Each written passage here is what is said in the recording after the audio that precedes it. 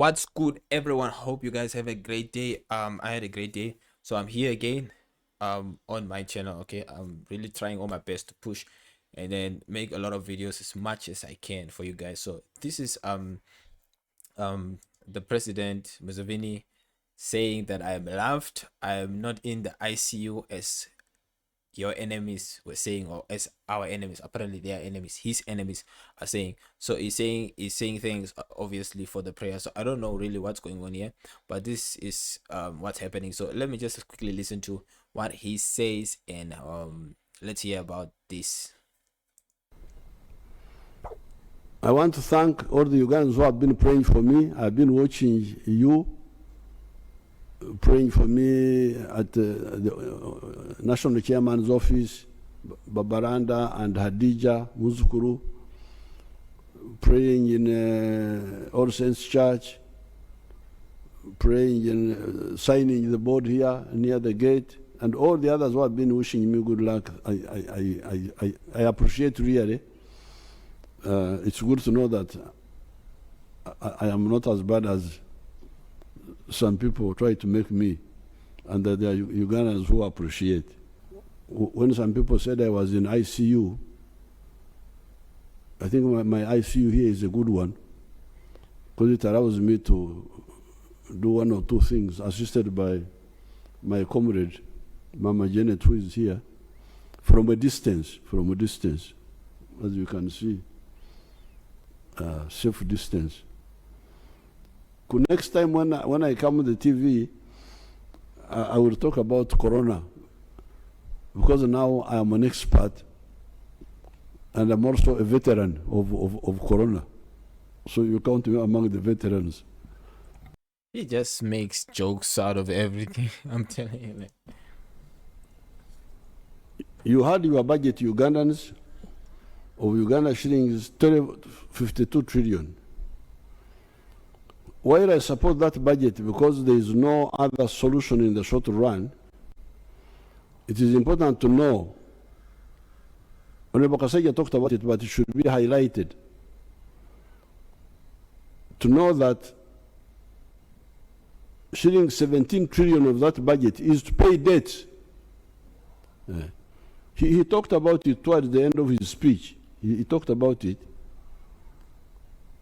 but it should be highlighted. The 50. But sometimes I wonder, where is that money coming from? But anyways, none of my business. 2 trillion you are talking about, 17 trillion of it is to pay debts.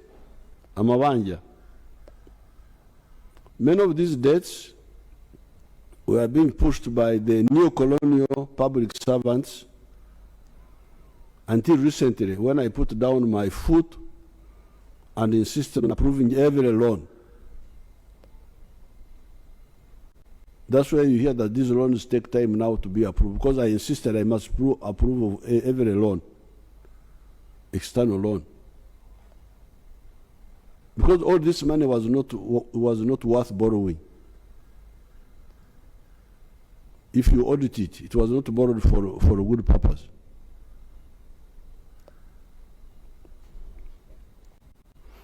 The way forward is that we should borrow less, and I'm glad the minister talked about that, or not to borrow at all. With the discipline, we do not have to borrow at all. Yeah, very true. URA is also still under collecting taxes. But let me just say something. Borrowing is actually not bad when you're doing it for the right purpose, right? So there's good debt and there's also bad debt. Okay, just a quick lecture quickly. So there's good debt and then there's bad debt. Everyone in a country should understand this, whether you are a private citizen, whether you are a corporation, whatever you are, right? You are businessman, businesswoman, whatever. So there is good debt and there's bad debt. Bad debt is when you are actually getting a loan and you are spending that money on a car. You're spending that money on actually buying food, buying clothes. You're buying and spending money on liabilities, right? So, and you're not spending it on assets. So a lot of people think that a car is an asset because according to accounting it looks, or it's written as an asset, right? But it's a depreciating asset. It's a depreciating asset, meaning that that it's losing its value.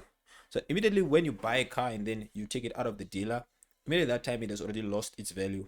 So you don't even need to think that your car is the same value. Even if you bought a $3 million car for 4 million, as long as it's not a limited edition, edition. So if your car is maybe 1 out of 100 of only those exist ever in the world, only 30 out of 30, only 30 exist, and yours is the fifth out of the 30, something like that, then your car will obviously gain value.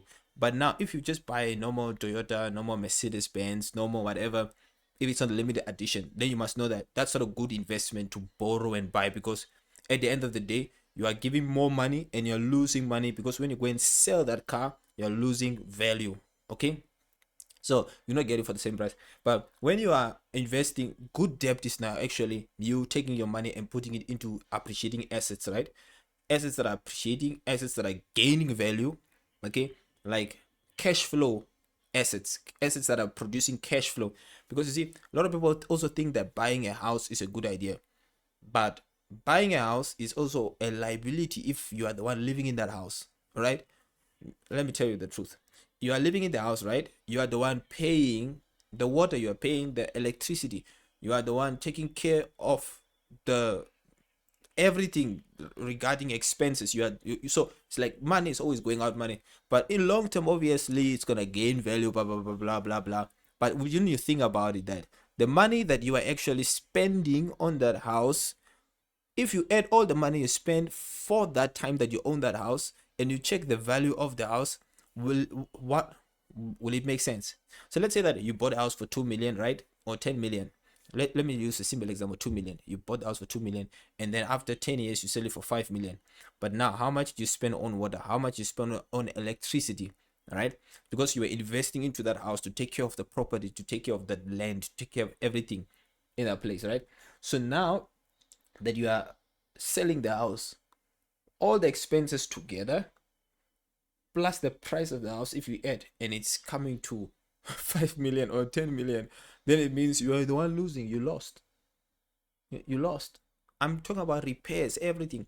So but then when you own a multi-family areas, like units that you own, units, apartments, right? Now it's like um real estate buildings whereby they're bringing in cash flow for you. That is actually a good form of debt, because you are using the debt to buy a lot of rooms or a lot of places that can accommodate a lot of people, and they pay you rent, and that money you are using to pay off the debt, plus you're also having surplus that you can use for yourself to pay petrol, to pay your school fees, and that is good debt, right? Beautiful debt, good debt, right? So two different types of debt.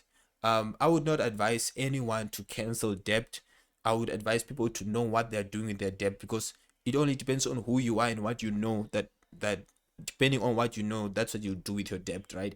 So debt is actually good, just depends on what you did with your money. Now you categorize yourself for where you belong in the debt era or in the debt field. Yeah, you know now where you belong. Let me stop. Let's go to the video. Those URA people, I saw Mr. Msingus there in the TV there, but they're also not doing a good work. Their tax GDP ratio of 13% is not serious. Been importing leather from outside. You can imagine, Amaliba. Did you hear what he said? He's like, you're not serious with the work. You're on the TV, but you're not serious. Skins and hides. Until recently, when I built that leather factory in Kaumu, our people were importing leather from China and from India. Now, this is where, and I was hearing all of you making speeches there, but I am begging you, all the NRM cadres, this is where history demands collective and cohesive action from the NRM cadres. Now that we have got an educated workforce, because now we have got, you saw what Mr. Kasaja was saying. You see, that's what I was also talking about. You see, an educated workforce, right? Educated workforce. Um, that's what I was meaning. You know, people need to be educated. Then we know, oh, since the people are educated, they can operate the thing. So you can trust the people with the money and like say, take the money, right? Here's the money. We're giving you this money. Do this with that. I'm not talking about what the president is saying now. I'm talking about my other video, the other video. Yeah, the one of the 1 million. Yeah. So I love the Swapo party. Obviously, I'm a Swapo member on this current date. All right. Unless maybe um but I love Swapo. Like I don't think there will be even unless. So I love Swapo. I'm not fighting anyone Swapo, but I'm just saying like people should get 1 million for what? Like workforce, educated. Yeah, that's what we want. That 80% of Ugandans now can read and write. You heard him saying it there.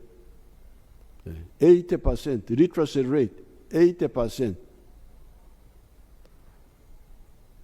from 43% are literate. Now that you have got an educated workforce, now that we have got enough electricity, now that we have got good roads, and that we are building or repairing the railway system. Here in the speech I did not add, but Mr. Kaseja talked about it. We have got cheap money in UDB for industry. Every effort must be made to add value to all our products. Because this is what is lacking now. To add value to all our products. Add value to coffee, please. Why? Because you will get money more than 10 times more when you add value to coffee than the way we are selling it now. To cotton, timber, cocoa, even fish products, although the factories are producing fish, fillet and so on, but we can add more value, apparently. Gold, we need more gold refineries. Iron ore, we don't want to sell iron ore unprocessed to anybody. We need to sell steel, copper, vermiculite. There's a lot of vermiculite in Bugisu there. Phosphates, you can imagine we are crying that there is a war in Europe, so we can't get phosphates now. We have phosphates here in Tororo. The Chinese man who had come there, our people stole money from him. He was stupid. He was giving bribes to idiots and thieves. He should have helped me to get them, and I would have hanged them. But we shall get other investors. So, Do you know what I love about this man? He's so direct. Like the way he's so direct is not making sense, guys. adding value to phosphates, petrochemicals, maize, bananas, etc., etc. By doing this same economy will jump to US dollars 550 billion instead of the mere 55.2 billion we are talking about, laudable though it is. I am happy to say, oh, we have gone to 55.2 billion, but I'm not satisfied. No. And I think in the other speech which I gave on State of the Nation, I quoted the example of South Korea, and I was able to quote for you the economy of South Korea in 1961. I hope you can compare it with Uganda of 1961. I think that time in the other speech I said the economy of South Korea was two something billion. It is now almost 2 trillion. Imagine the little South Korea has got a GDP half of the whole GDP of Africa. Of Africa tibaswara. Eh? South Korea is half size of Uganda.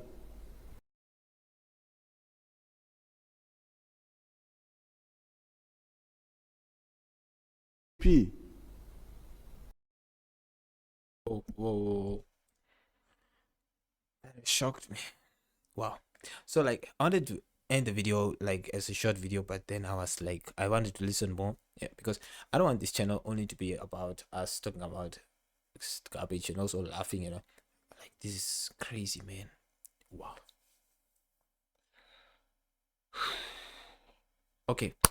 Hope you guys like the video, and yeah, we need to work hard. We need to work hard. We need to work hard. Like I have no words for this, but like imagine at his age, look at the type of work ethic he has, and he's still having a vision and still looking forward to doing crazy stuff for his country, right? And this is like whoa, mind blowing. I don't know, but yeah. So guys, have a blessed one. Thank you very much for this one. Peace.